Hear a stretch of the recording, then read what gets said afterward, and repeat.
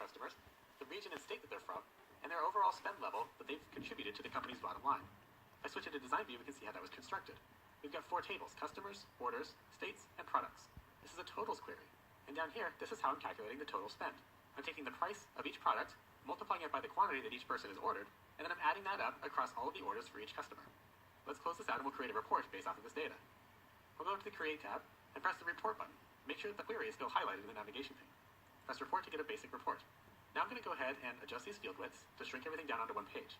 I'll make sure that this first name is highlighted, and I'll reduce its width. And we'll do the same thing with some of these others. Last name, region, and state. Next, I'm going to add an additional total spend column here to the right side, and I'll show you why I'm going to do this in just a moment. But for now, press Add Existing Fields. That'll show us all of the fields from our query, and I'll take total spend, and I'll double-click on it again to add a second duplicate column here. Now I can close my field list. Now let's say we want to highlight our top customers.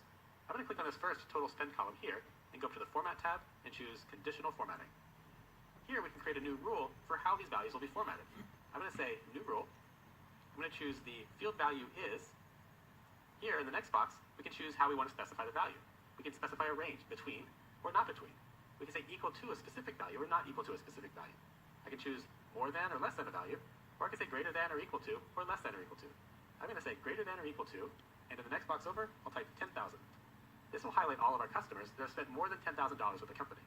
We can adjust the formatting down here. I'm going to change it to a bold font, and I'll change the background color to this green color right here, green 2.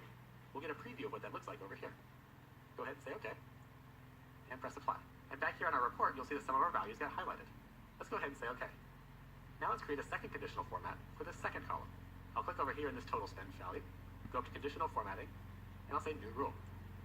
This time I'm going to choose Compare to Other Records. This will create a data bar whose width is determined by their overall spend. I'm going to choose Show Bar Only.